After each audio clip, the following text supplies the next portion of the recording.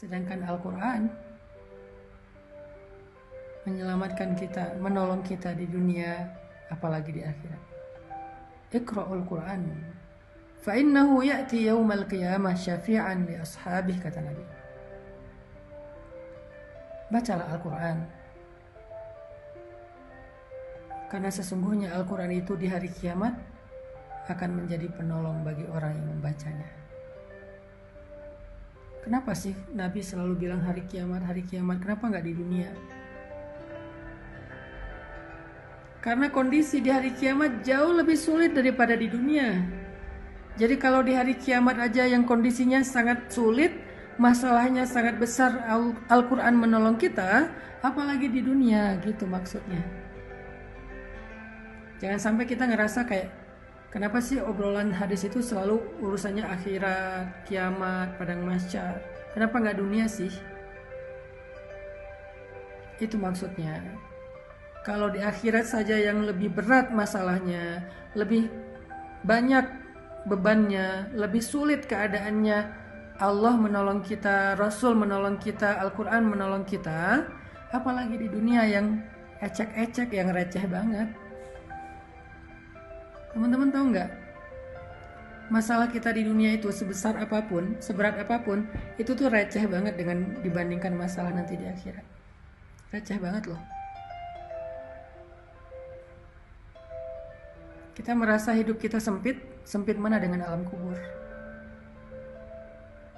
Kita ngerasa hidup kita membosankan, lebih membosankan mana dengan sendiri di dalam alam barzakh.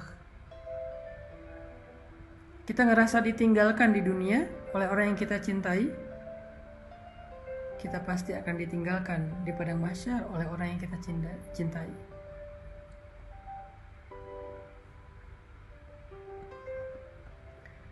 يوم يفر المرء من أخيه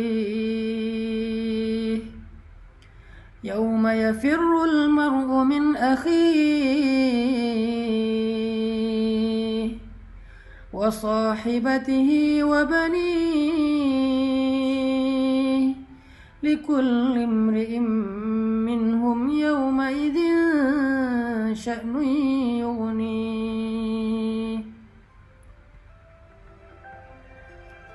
Hari ketika seseorang lari dari saudaranya,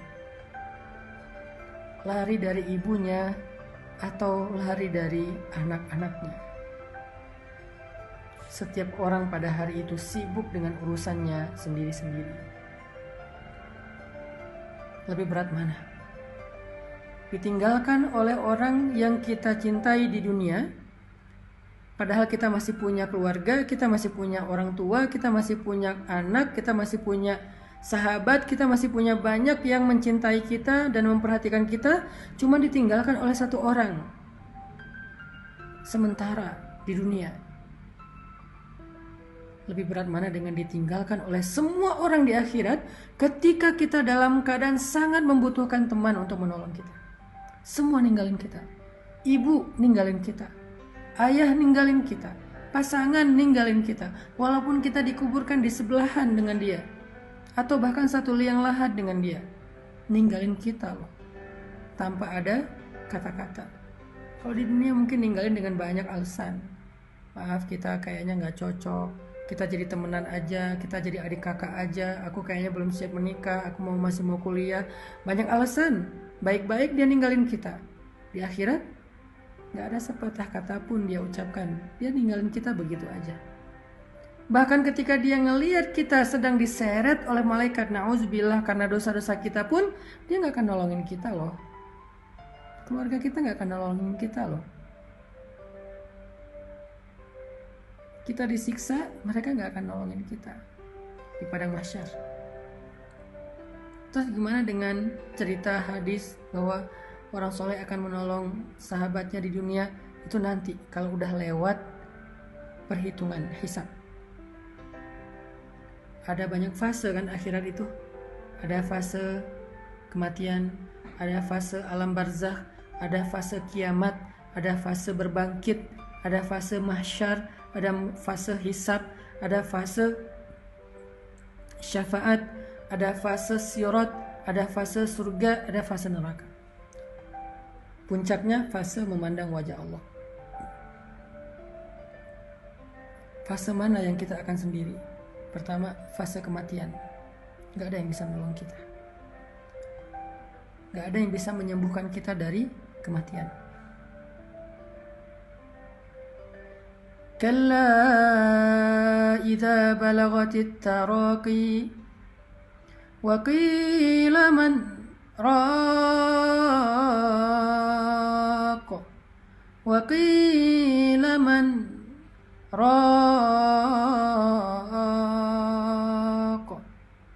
wa dhanna annahu al-firaq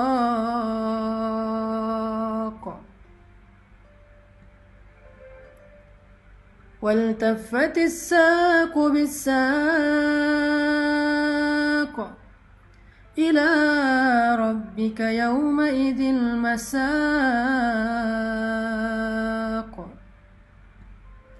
كلا kata Allah, sungguh idza balagatit taraqi, ketika roh nyawa sudah berada di kerongkongan, di tenggorokan, dicabut nyawa pelan-pelan dari ujung kaki, tiba-tiba jempol jadi dingin sampai ke batas pergelangan kaki, tiba-tiba kaki kita jadi dingin, lalu sampai kepada lutut, kaki kita menjadi dingin, sampai kepada pinggang, sampai di perut, sampai di dada, sesek sampai di sini kayak orang dicekek.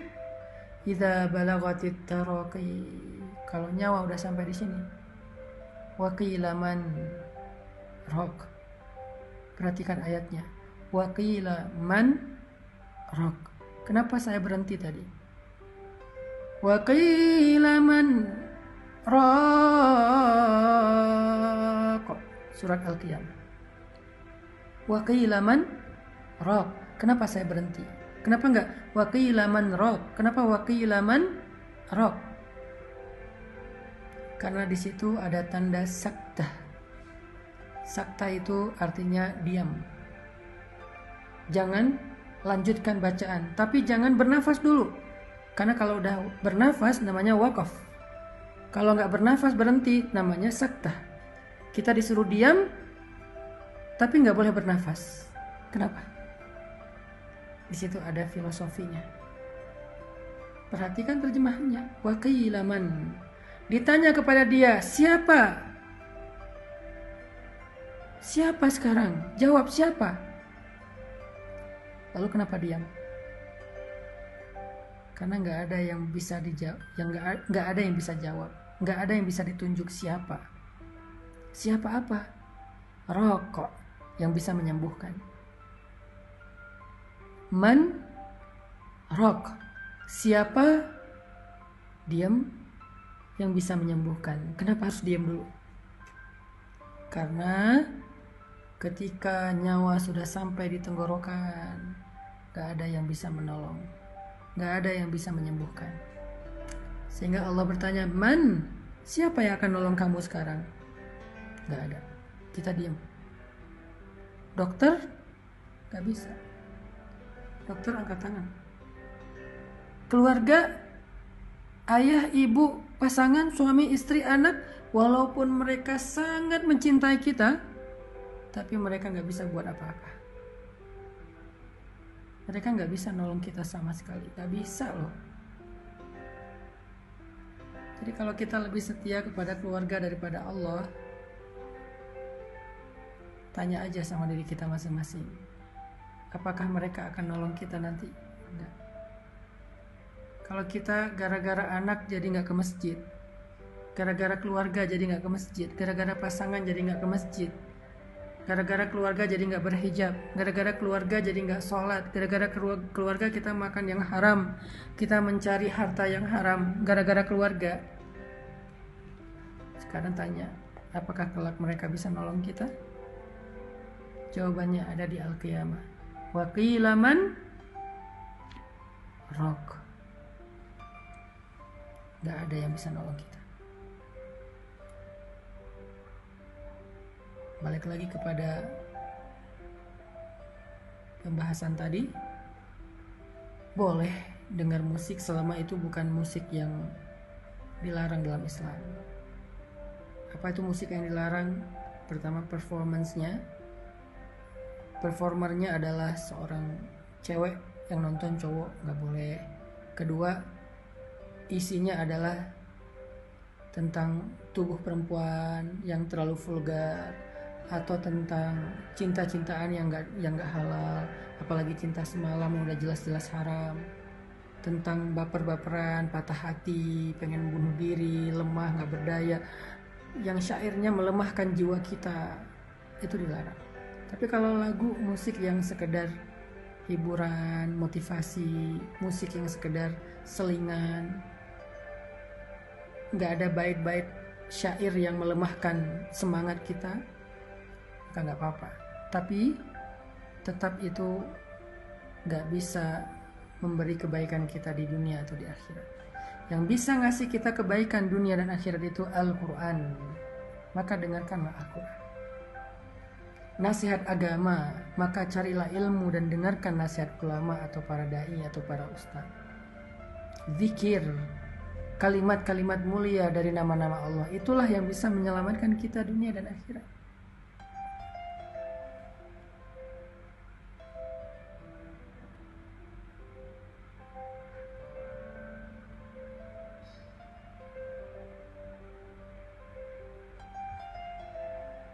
Jadi fase kematian, fase alam kubur, itu kita nggak ada yang nolong. Keluarga yang paling mencintai kita, yang tidur di atas makam kita karena nggak rela dengan kepergian kita, menangis habis-habisan seharian itu karena kehilangan kita,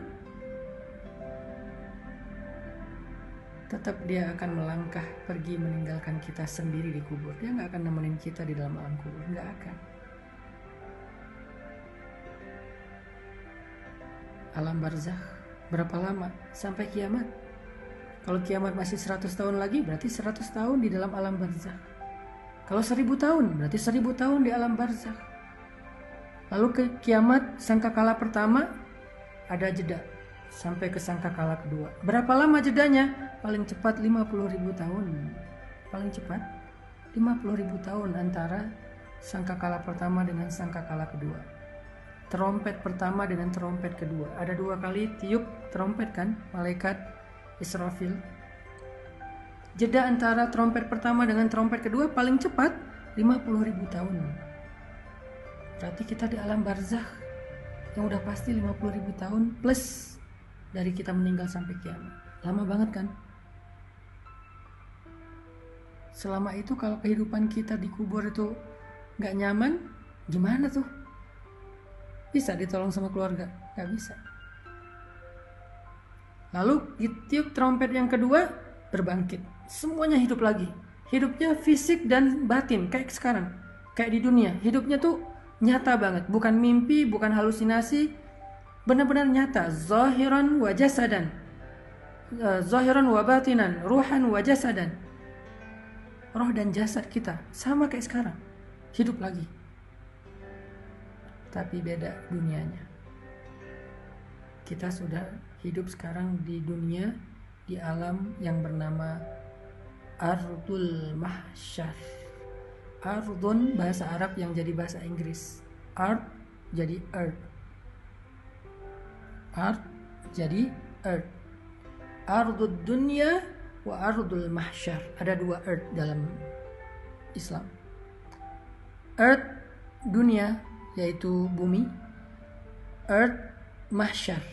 Kita nyebutnya padang mahsyar, tapi Islam menyebutnya bumi mahsyar.